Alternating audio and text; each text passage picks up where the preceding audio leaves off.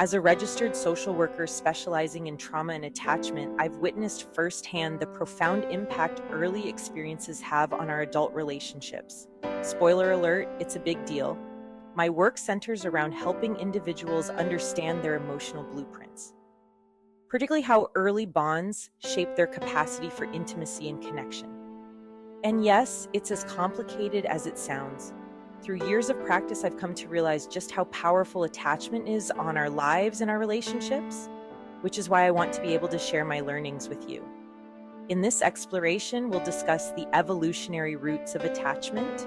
To do this, we need to go back in time, tracing it back to our Neanderthal ancestors. Yes, even they had attachment issues. By understanding the challenges they faced, like finding dinner without a grocery store, and the adaptive mechanisms they developed, think of it as the original DIY. We can gain valuable insights into our own emotional complexities, because let's face it, we're all a bit of a puzzle. In today's digital age, we're bombarded with information from countless sources. It's like trying to drink from a fire hose. Social media, while a powerful tool for connection, often blurs the lines between personal opinions and evidence-based facts. It's like a game of telephone, but with memes. This is particularly true in the realm of psychology, where complex concepts like attachment are sometimes simplified and misrepresented.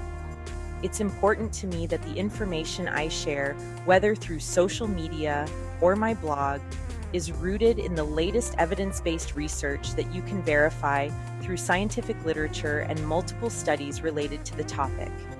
It's essential to approach online information with a critical eye, especially when it comes to matters as sensitive as trauma and attachment. And relying on credible sources is so important.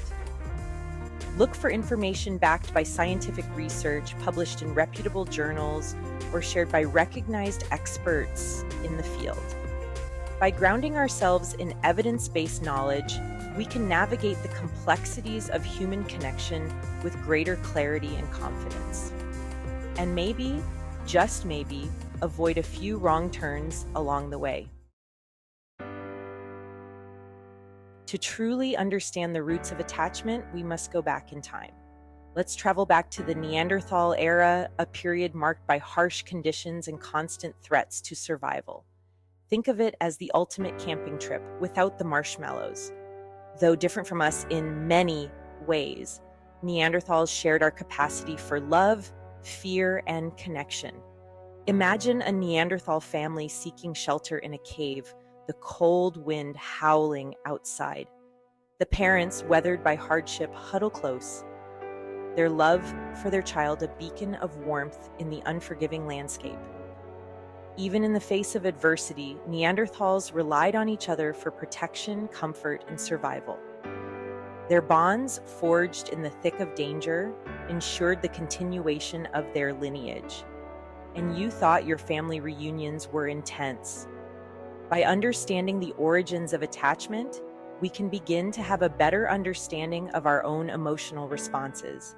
We'll see how these ancient patterns of connection passed down through generations continue to influence our relationships in the modern world. Step back in time with me to a period roughly 400,000 years ago. Picture a Neanderthal community nestled within a rugged, mountainous landscape.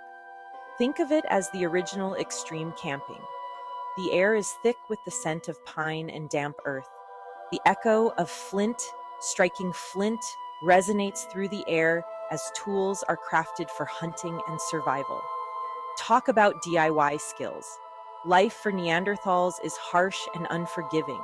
They battle frigid temperatures, navigate treacherous terrain, and face constant threats from predators.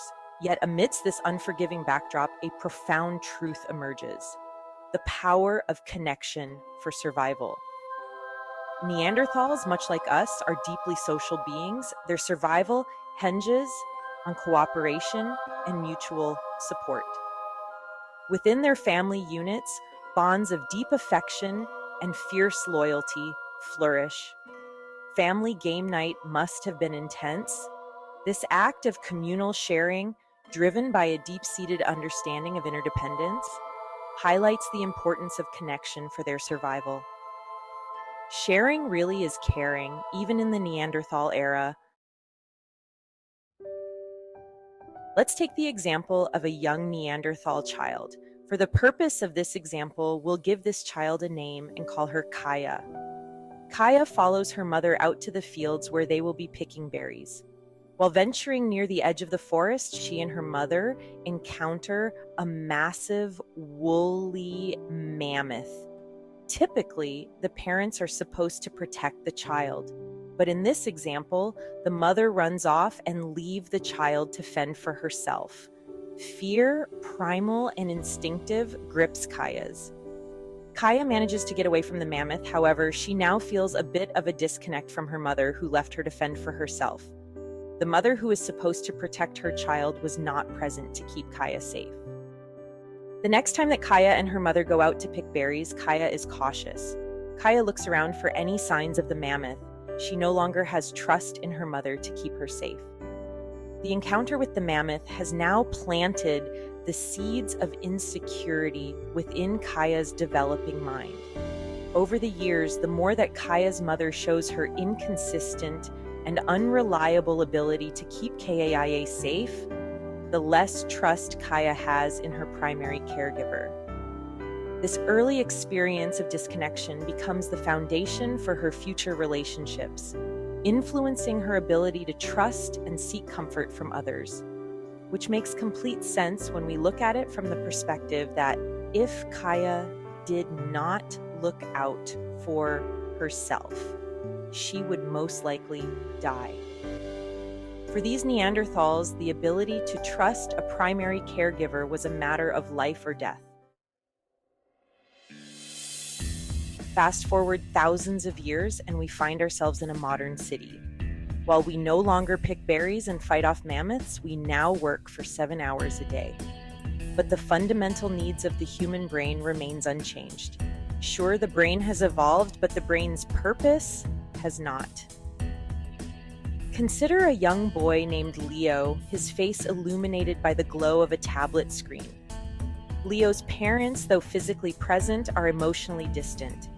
Their attention consumed by work deadlines and the demands of their busy lives. They struggle to provide Leo with the emotional responsiveness he craves. One evening, as Leo grapples with a nightmare, he seeks comfort from his parents. His father, engrossed in a late-night work call, offers a distracted pat on the head. His mother, exhausted from her day, manages a tired hug before turning back to her computer. Leo, feeling the sting of their emotional absence, retreats back into his room, his fear and loneliness amplified. And just like that, Leo's dreams of becoming a professional nightmare chaser are dashed.